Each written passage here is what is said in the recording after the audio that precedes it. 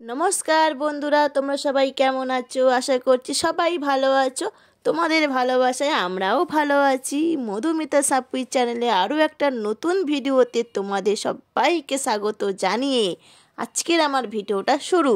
তো চলো গাইস, তোমাদের আজকের আমি একটা নতুন ইউনিক পিঠের রেসিপি তোমাদের সঙ্গে শেয়ার করব বলেই চলে এসেছি।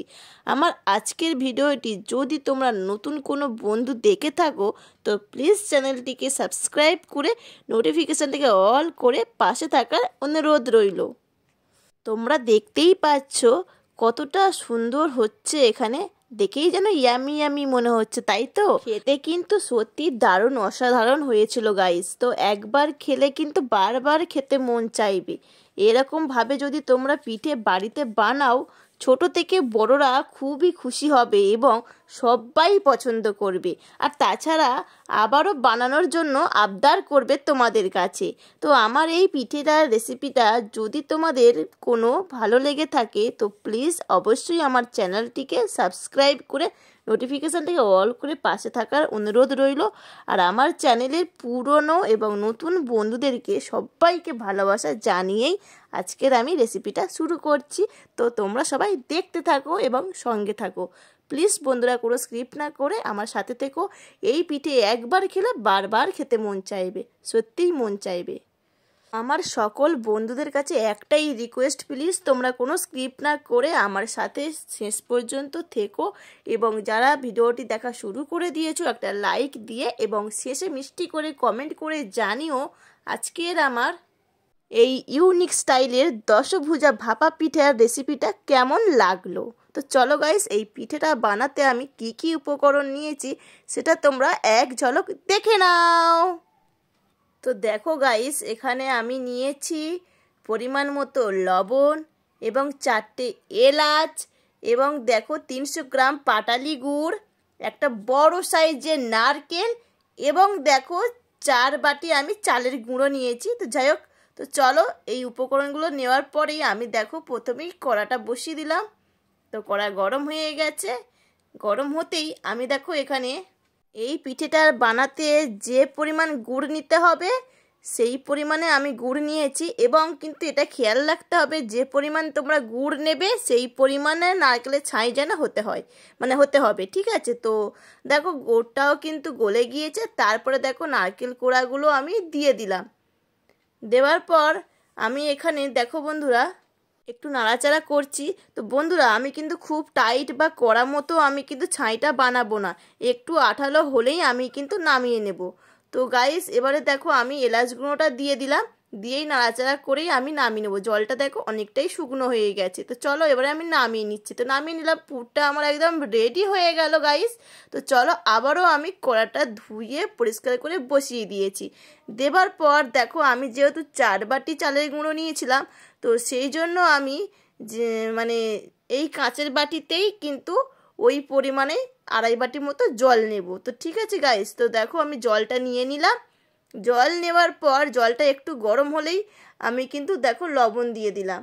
তো লবণ দেওয়ার পর দেখো জলটা ফুটে গেছে। ফুটে যাওয়ার পর দেখো চালের গুঁড়োগুলো আমি দিয়ে দিলাম। তো চালের গুঁড়ো দিয়ে একটু ডো বানিয়ে নিচ্ছি। তোমরা তো সবাই বুঝতেই পেরেছো। তো যাই হোক, চলো একটা ডো বানিয়ে নিচ্ছি আমি। একটু হালকা করে নাড়তে নাড়তে একটা ডো এসেই যাবে। তো দেখো একটা ডো আমি রেডি করে নিচ্ছি।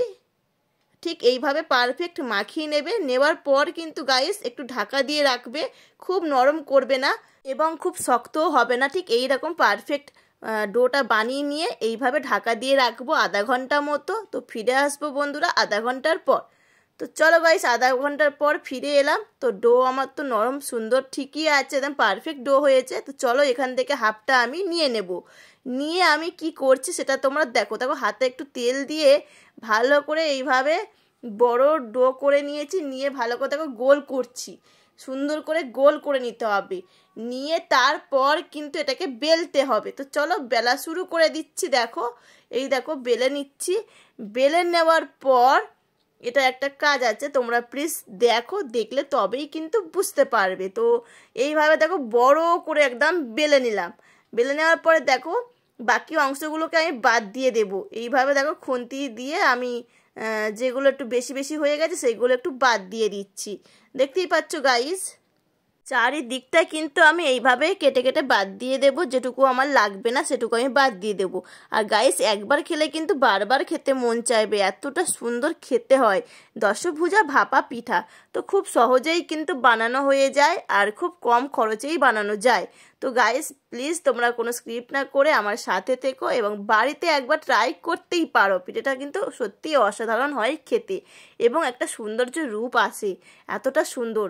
তো নাম যেমন সুন্দর, খেতেও তেমন সুন্দর। দেখো, 4-5টা কাটার পরেই তারপরে যে নারকেলের পুরটা যেটা রেডি করেছিলাম সেটা দেখো দিয়ে দিচ্ছি, একটু এইভাবে দিয়ে দেবো, ঠিক আছে। তো দেখো গাইস, আমি কিন্তু মাঝখানটা দিচ্ছি। আর তাছাড়া তোমরা তোমাদের পরিমাণে পুর নিও, আমাদের পুরটা একটু বেশি দিয়েছি কারণ অনেকেই খেতে ভালোবাসে, অনেকে ধরো ভালোবাসে না, তারা একটু অল্প করে পুর ভরতে পারো।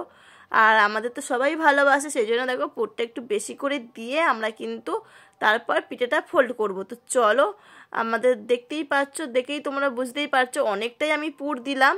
তো অনেকটা পুর দিলে কিন্তু খেতেও ভালো লাগে, পিঠের যে পিসটাই তুলবে সে পিসটাতেই কিন্তু মিষ্টি মিষ্টি পাবে, মানে এইরকম একটা ব্যাপার হবে। তো যাই হোক গাইস, আমার দেখো ছাইটা কিন্তু সবটা দেওয়া হয়ে গেল।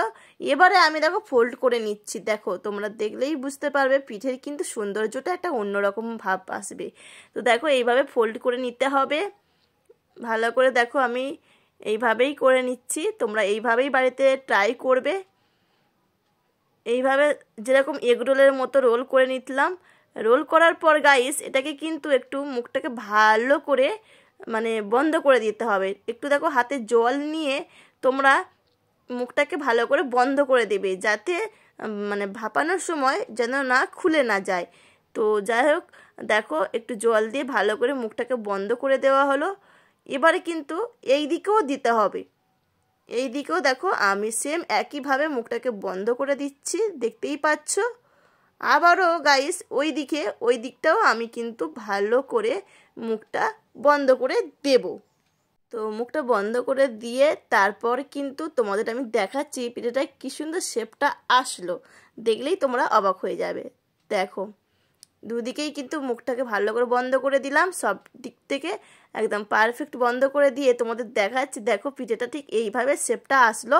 তো এইভাবেই কিন্তু আমি পরপর পিঠেগুলো রেডি করছি। তো চলো একটু ঢাকা দিয়ে রাখি, নাহলে তো আবার শক্ত হয়ে যাবে। তো এইভাবে আমি সবগুলো পিঠে রেডি করে নিয়েছি, দেখতেই পাচ্ছ। এবারে চলো গাইস, আমি আবারও দেখো হাঁড়িতে একটু জল নিয়ে নিয়েছি সিদ্ধ করার জন্য। তো গ্যাসটা আমি অন করে দিলাম। তো দেখো হাঁড়িতে জল নিয়ে নিলাম, নিয়ে আমি এবার জলটা গরম হওয়ার জন্য দেখো ঢাকনা দিয়ে দিলাম। জলটা গরম হোক, গরম হলেই তবেই তো আমি পিঠেগুলো দিতে পারবো গাইস। তো জলটা গরম হওয়া পর্যন্ত অপেক্ষা করতেই হবে। তো চলো, জলটা দেখো আমার গরম হয়ে গেছে, ফুটেও গেছে। এবারে চলো একটা ফুটো ফুটো মানে থালা নিতে হবে, ঠিক আছে। তো ওই থালাতেই আমি কিন্তু পিঠেগুলো ভাপাবো।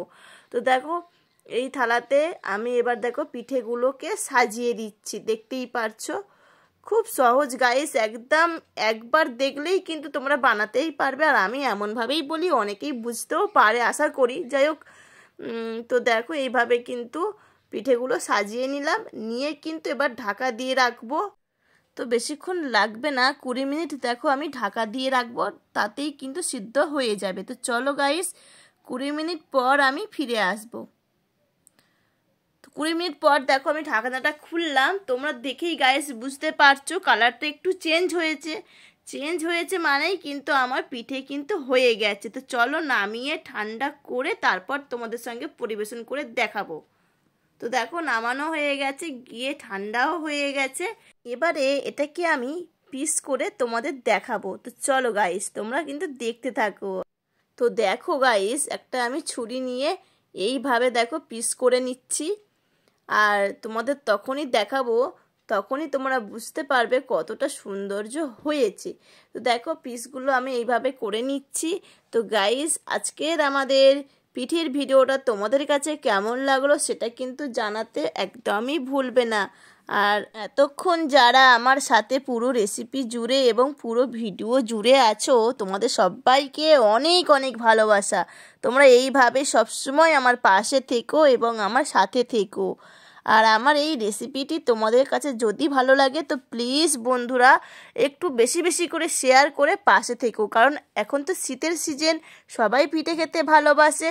তো যত বেশি শেয়ার করবে তত কিন্তু মানুষের কাছে পিঠের রেসিপিটা পৌঁছে যাবে এবং বাড়িতে বানানোর সুযোগ পেয়ে যাবে। তো গাইস প্লিজ বেশি বেশি করে শেয়ার করে পাশে থাকবে। তোমরা দেখতেই পাচ্ছ কতটা সুন্দর হয়েছে, ইয়াম্মি ইয়াম্মি হয়েছে না, হেভি হয়েছে খেতে কিন্তু গাইস। তোমরা একবার খাও, খেলেই বুঝতে পারবে, সত্যি একবার খেলে বারবার খেতে মন চাইবে। দেখো গাইস একদম কিন্তু রেডি হয়ে গেল দশভুজা ভাপা পিঠা। পিঠে খেতে কিন্তু আমরা কম বেশি সবাই কিন্তু ভালোবাসি গাইস। তো তাই বলবো গাইস একদম দেরি না করে ঝটপট আমার ভিডিওটি দেখে বাড়িতে বানিয়ে ফেলো দশভুজা ভাপা পিঠা। আমার এই নতুন ইউনিক পিঠের রেসিপিটা যদি নতুন কোনো বন্ধুদের ভালো লাগে তো প্লিজ অবশ্যই আমার চ্যানেলটিকে সাবস্ক্রাইব করে নোটিফিকেশানটা অল করে পাশে থাকার অনুরোধ রইল।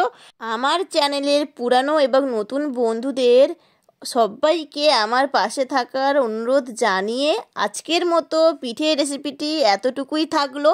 ফিরে আসবো আরও একটা নতুন রেসিপির সাথে। ততক্ষণ তোমরা সবাই ভালো থেকো, সুস্থ থেকো এবং সাবধানে থেকো এবং আমার ভিডিও সবসময় দেখতে থেকো।